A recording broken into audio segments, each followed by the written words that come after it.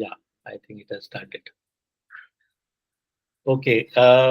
Viniji, I've read through your articles. They were very amazing, inspiring. Uh, that got to know about your life journey so far, especially, your concepts like thrill, skill, and drill. That's how the resonance is formed. Yeah. And you explained it very well. I mean, how to reach towards your Swadharma. Hmm. And that's a path you have advocated. Your scalp model, your term called as frontier, Enter. Yeah. fronter. Yeah, that was really very interesting. Uh, and some of the sentences I found it, they really stuck with me. For example, work is happening through me rather than by me. So we have to become an instrument of the divine. Yes. Then being best for the world rather than best in the world. It's very, very nicely, coined. And the concept of your escape velocity, where you have said that the transformation happens either by pain or through aspiration. Hmm. Aspiration. Hmm. Some of these very interesting things I really learned from you. I also watched your interview with Mr. Ashutosh Garg. Okay. Yeah, so that was also very, very educative. So we have a very distinguished guest today, Mr. Vinit Taneja, who is IITian and also a graduate from IIM. And he has worked for many organizations before he started his own coaching and consulting firm called as Resonance. And it's basically to enable individuals and organizations to find their own calling and manifest that. Yeah. So I will not repeat what I have already learned about your life journey. Today I will ask you some other questions which probably will bring some more insights and that will benefit every member of Purnam community. Thank you. Yeah. So my first question, Vinit, is how did you gather courage to walk on the path of your inner calling? Because it meant leaving a good job. It meant ignoring all your formal educational degrees and taking financial risk and also venturing into an uncharted territory. G. So, amidst all this, how did you gather the courage to actually start walking on that inner calling? Hmm. Yeah, I have often thought about this myself. I don't know what is a good way to answer this, but let me at least try. So I think one thing which is clear is that about 10 years into working, I started to feel some kind of an emptiness.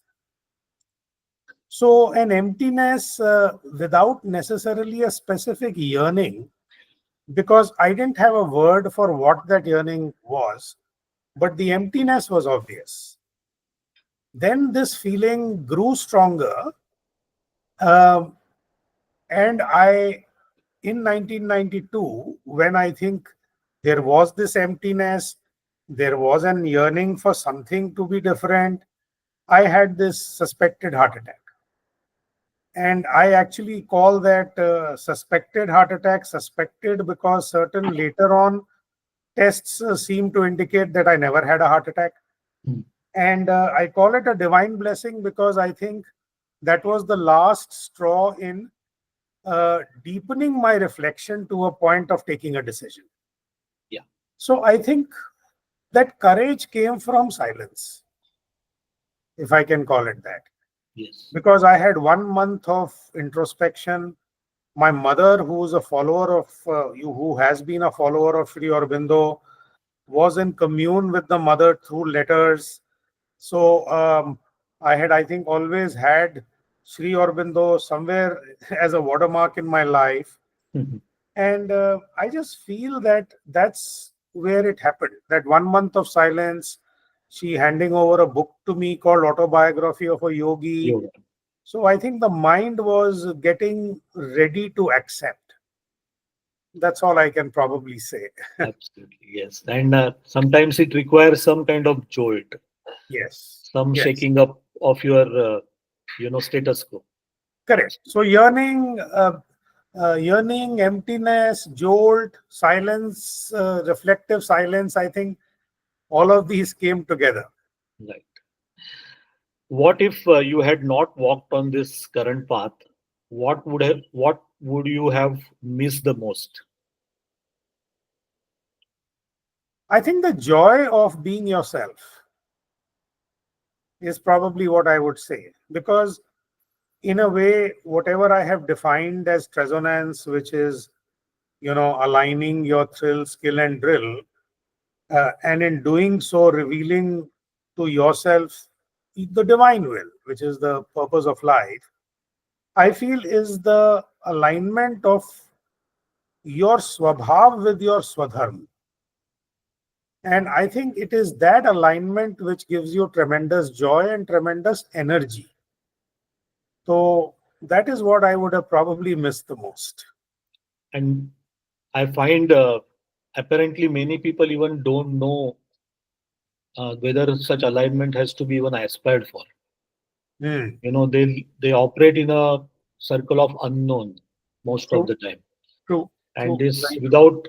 without this silence that you said, without internal calling, even people will not even start thinking on that path. Yes, yes, I agree. And which is Uh, why I think for me, this became one of the dharmas, which is that can I at least have a conversation around that with people? And I yeah. find that often I find people who have either had a jolt Hmm. or have some kind of an emptiness or unknown yearning caused by different stages of their life journey. And I think Yes, that's when such a conversation becomes extremely useful. absolutely true. So, what were some of major inner and outer challenges you faced when you were doing this transition, and how did you cope up with some inner and outer, you know, demons? Yeah. See, I think outer challenges, the most obvious outer challenge was because when I was making the shift, um, just around that time, we adopted our daughter. Yeah. So, having to manage a very different aspect of my life, which is becoming a parent, having to deal with the fact that financially my wife wasn't, earning enough to be able to sustain. These were, in my opinion, the external challenges that I believe I faced. Yes.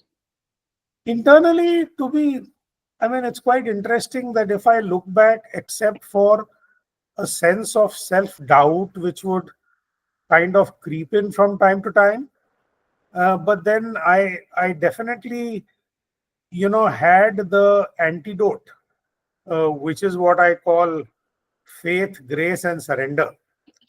Um, and later on, of course, as I went into Sri Aurobindo's teachings a little bit more, I realized that the yoga that he talks about of aspiration and surrender and rejection, I think in certain ways I was beginning to practice that without having those labels clearly in front of me. So, practice of faith, grace, and surrender helped you Yes, overcome those inner and yes, out, inner challenges, yes, basically. yes. But from my own observation about life, sometimes your survival instincts they overpower your internal calling. People typically in their mid-age, they have family responsibilities, certain dreams to be fulfilled. So when they are in amidst of these requirements in the life, how do they gather courage to actually start taking the risk and walk on their calling? Because that transition period sometimes can be one year, 5 years. How do they manage then the risks that come along with it? So what makes you grounded at that point in time? I feel that this grounding comes from an unflinching belief. And it's very interesting. I find that this unflinching belief has helped me more than once. In 2020, when I was laid down with COVID, and I was in the ICU for 21 days and in the hospital for a total of 27 days. Yeah. I feel that the main thing that got me past all that was an unflinching belief कि मैं तो वापस आऊंगा ही. I mean, I had my battle with the divine saying, boss, chance ही नहीं है, you can't take me. So sometimes I think you make a commitment to yourself, which is stronger than any other force. And sometimes you have this unflinching belief that this is it, there is really no other option. So I think it was a combination of these, in my opinion. And वही है कि जब तक झटका नहीं लगता, या तो either you have a vision and that vision is so strong and so powerful that everything else disappears in front of it, or you have a jolt which makes you think hard and makes you have the belief saying that this is the time for the transition to happen, and no matter what, stick with it. So it's not as if over a period of time moments haven't come when I have felt that hesitation. Yeah, I have. But I think the faith was stronger than the hesitation and doubt. Correct. And this can be probably interpreted in other way around also, that the the genuine true calling also helps you to get that unflinching faith. Because Absolutely. I think that alignment creates yeah, that energy, that momentum. correct. Absolutely. And Absolutely. if that's not a genuine inner calling, then probably you will develop a bigger self doubt, and you will Yeah, probably fray on your path. I would think so. Yes. Um, what daily or weekly practices keep you aligned and motivated today?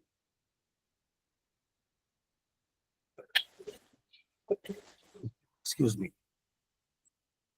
So I think this is very interesting because what I find is, so what are really my practices? At one level, I think of it saying, listen, I have no practice here. I don't sit and meditate like everybody says. I don't sit and do yoga like everybody says. So chakkar kya hai? And am I really um, am I really so incomplete? But I think over a period of years, uh, I would say two things make me carry on.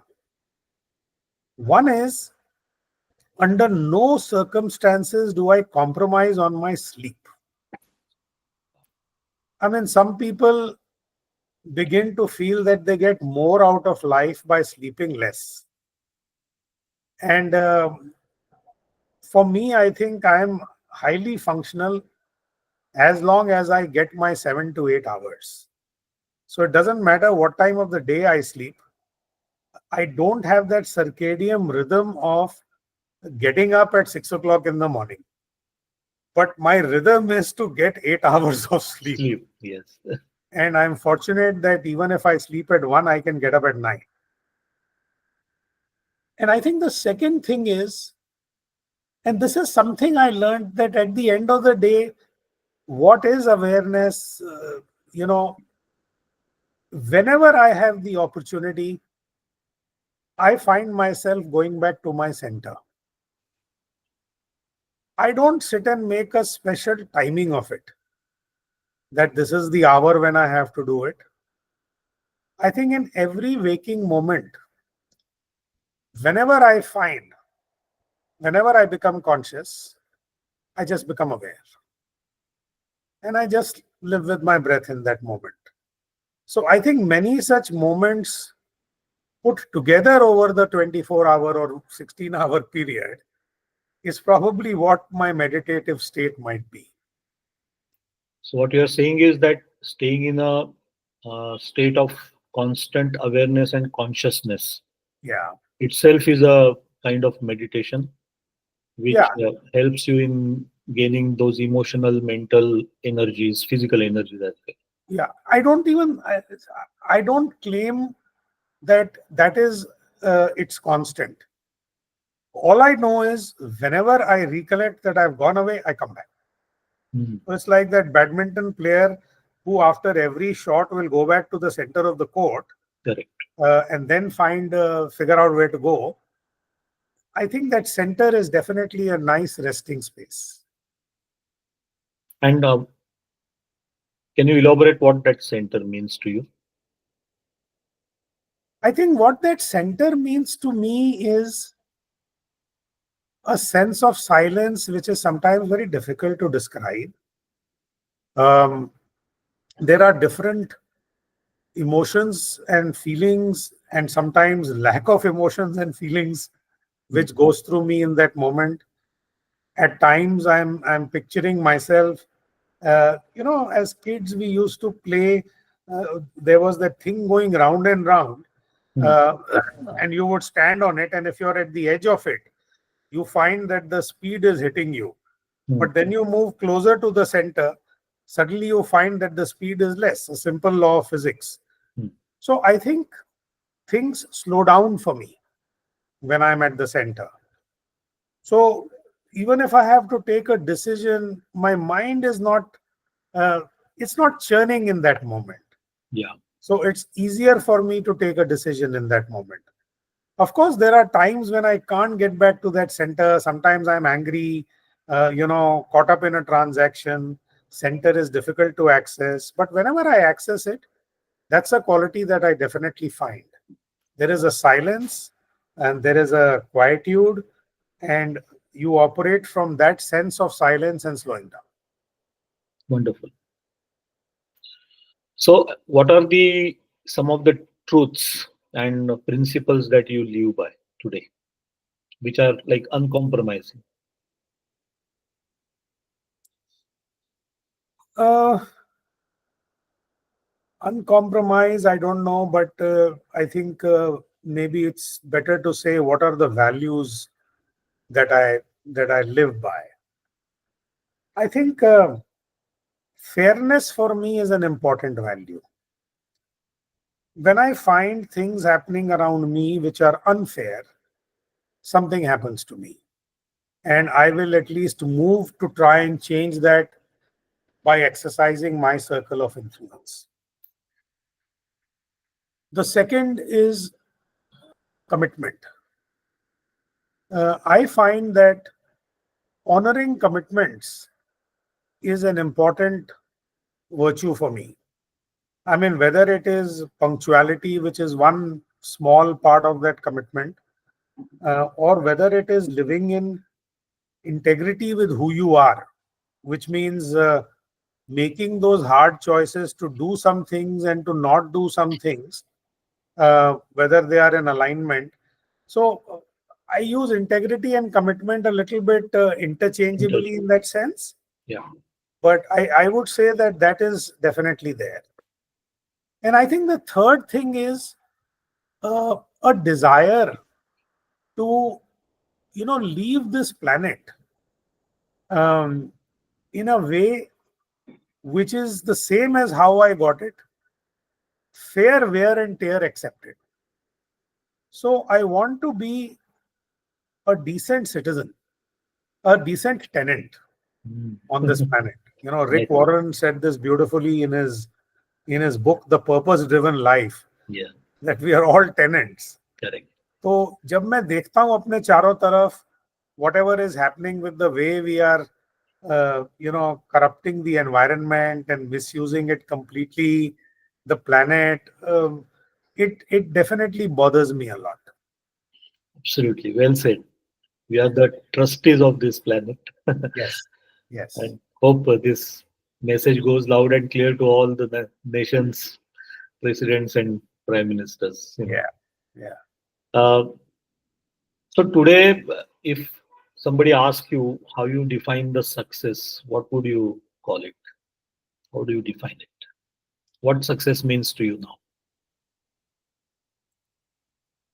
Yeah, it's a question that I've often wondered about, and I just feel that for me success is very honestly living in integrity with yourself, Hmm.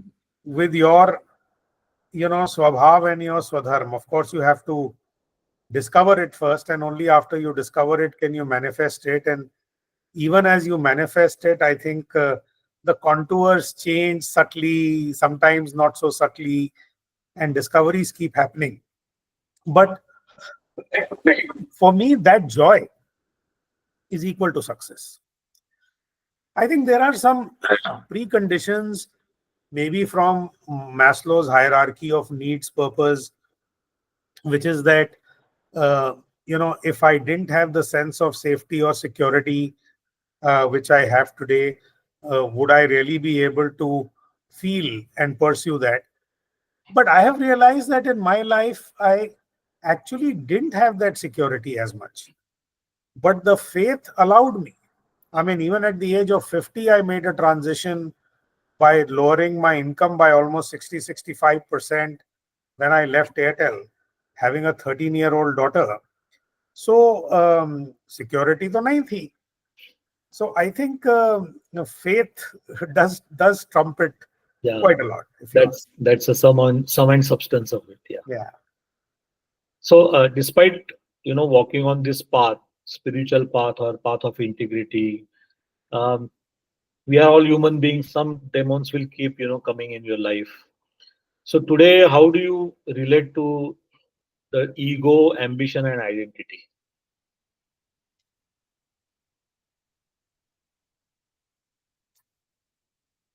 Yeah, these are big words. Yeah. So I think as far as ego is concerned, my wife tells me ki bhaiya, you have a lot of ego. Huh. So I accept the fact that I have ego. But I guess I'm not fighting with ego. Hmm. I'm accepting what I am, and I am seeking aspirationally for whatever dissolution that needs to happen. I I keep reminding myself constantly that I am neither the victim nor the creator, but I wish to be a channel of divine blessings. Hmm. So the mantra that, step away from your own life and let it be completely filled with the divine energy is a mantra that I often go back to. Yeah. I find that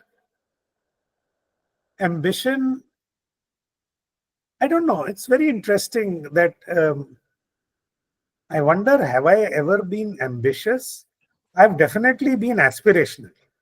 Okay. So for me, aspiration is more important than ambition somehow.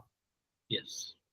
And even my life, for example, some decisions like I decided that I'm going to stay on in Delhi and not, because I'm the only son, I do have a sister, but I needed to make sure that I take care of my parents and I don't fly back to their funeral.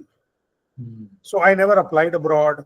I actually never sought any professional assignment outside of Delhi during my entire working life, and I saw both my parents through.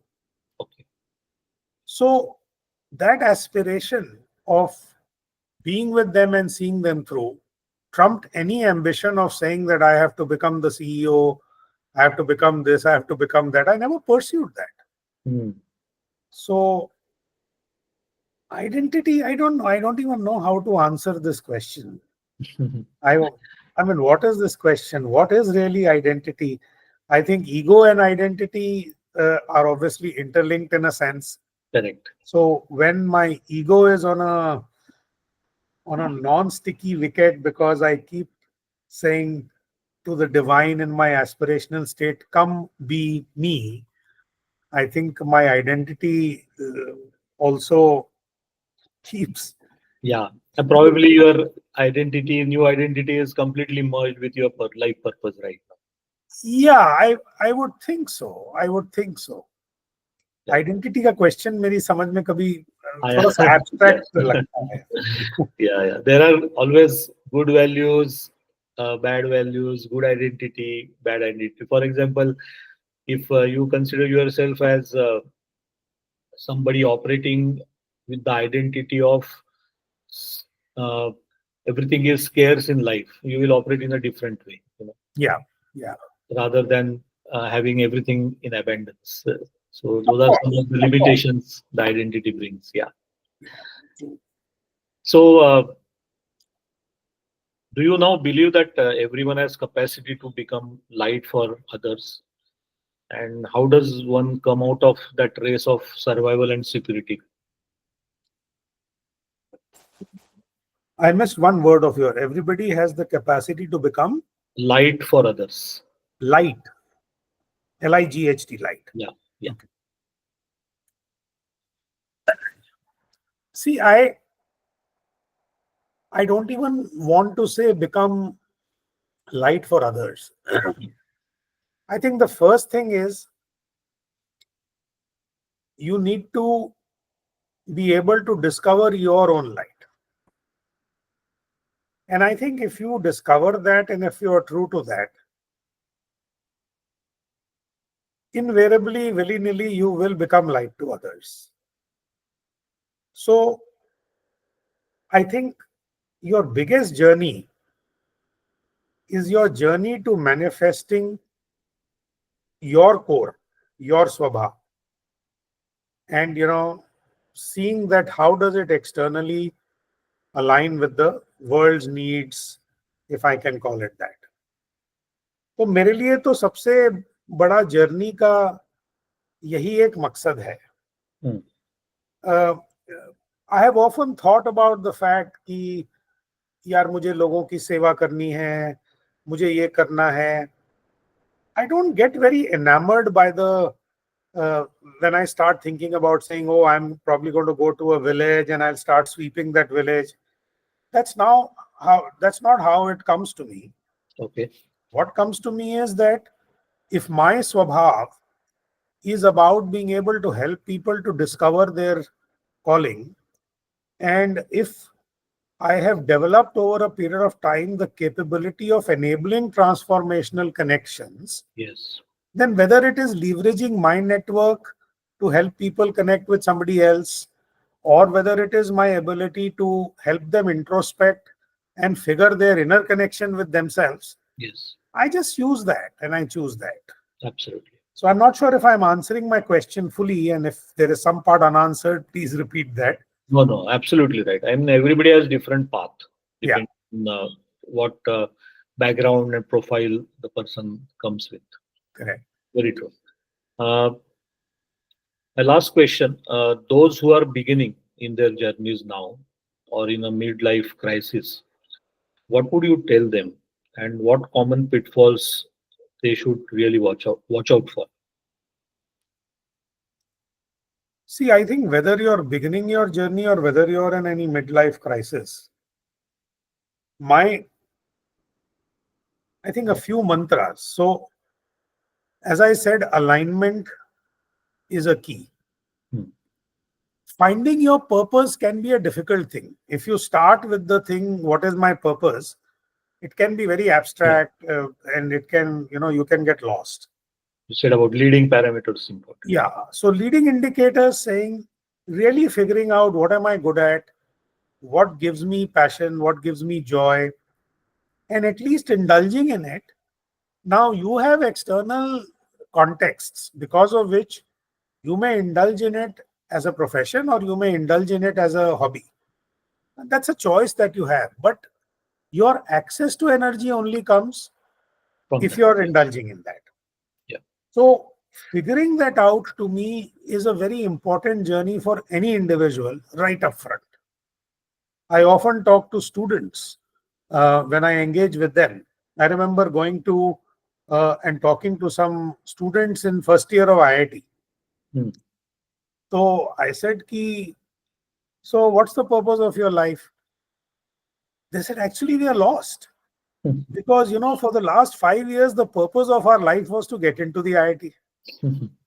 Now that we've got into the IIT, we have a big gaping hole in terms of purpose.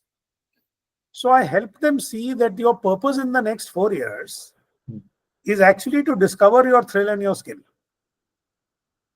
If you can do that, everything else will settle for itself. Of course, you have a balancing purpose of saying that you don't fail the IIT, you do reasonably well. But if I have to give you one purpose, it is that.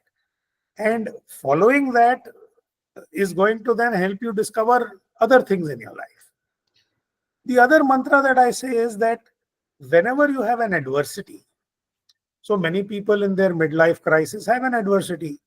The job has gone away. I have a sense of yearning and emptiness.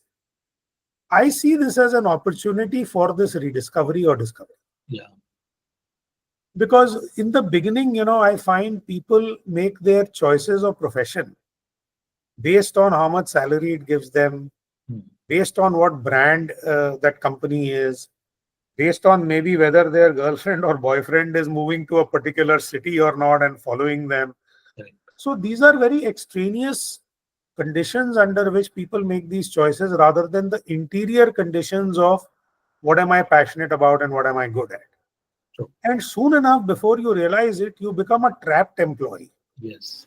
Because suddenly salary has gone up, you've got married, EMIs have taken care, have taken hold of you. So you can't get out of it. So I think the moment an adversity comes, I like to remind people saying this adversity is actually your biggest opportunity Yeah. to rethink, to recalibrate. And even if you're not able to make the shift immediately because you're a victim of circumstances, kind of, at least start thinking about it. Open your mind to that possibility and at the right time get into it. True. I mean, to just give a good anecdote, half of your career life goes in figuring out how to enter the Chakravyuh, and half of the career life goes into how to exit and get in out of that Exactly. trap. Very well said. Very well said. Yes. In Yes. fact, it would be a great best practice offered by every college, whether engineering or any other college, to have this kind of workshops at the end of their final year for Yeah. students. Yeah. How to identify Swadharma path, what will make you joyful in the life in the long run, Yes. because that is the most crucial point when they make choices, and it Very will true. be college's responsibility to offer that through some No, I workshops. know, I know. In fact, I keep telling the colleges that I meet saying, बुला लो यार मुझे, मैं आ जाता हूँ, मैं बात तो कर लूँ. वो ये कि लोगों के पास आजकल, people unfortunately don't make the time for something like this. Absolutely. Whenever they experience it, they say, wow, yeah, this is so good. But till you experience it, Correct. you don't know. Many times it's just a lip service that they Yeah. give. Yeah, true. So, are there anything you are still learning and unlearning at this stage also? Yeah, I mean, I often wonder. So one thing that I don't do, for example, is I don't read books. Okay. And it's very funny because I don't think it's necessarily right, but I know that this is me. I'll probably finish one book in 3 years and I'll probably not finish many books. Hmm. I honor the authors by, um, shall I say, picking up their books. Okay. But वो रखी रहती है मेरे bed side पे, कभी उठा लेता हूँ, एक चैप्टर पढ़ लेता हूँ, छोड़ देता हूँ. Yeah. Because somewhere I also believe that knowledge finds you rather than you finding knowledge. Correct. So जहां तक learning का सवाल है, I think there are many things happening around me. As far as even social media is concerned, whilst there is a lot of evil in social media, I don't consume news, Hmm. but I do consume perspectives, Yeah. whatever it is that people are giving. And sometimes I'll just pick up something and stay with it for 20-30 minutes. Um, and whatever it brings in my life is good for me. Yes. तो मेरे हिसाब से तो मेरी जो learning है वो तो वैसे होती है. जहां तक अनलर्निंग का सवाल है, I don't know whether I am making a conscious effort to unlearn, but I am open to unlearning and learning. Okay. So I am able to examine my beliefs at times. I'm able to let go of some of those things without feeling overtly attached to them. My ego does come in the way, saying no. Um, but हो जाता है. And I realize that, for example, Your daughter, I have a daughter, so my daughter is my biggest source of unlearning. She'll challenge me. Absolutely. Well said. तो तो फिर Correct. आपको unlearn भी करना पड़ता है. And with that is one entity where you don't have any ego and you are Correct. ready to, you are in the highest receptive stage. नहीं नहीं, ईगो होता है, लेकिन she gets past your ego ना, because she keeps Yes, hammering it. absolutely. So with that, we come to end of our conversation today. So thank you so much for your time. I know how busy you are, No, and no, I'm still you not offer actually. this. I'm a complete vela.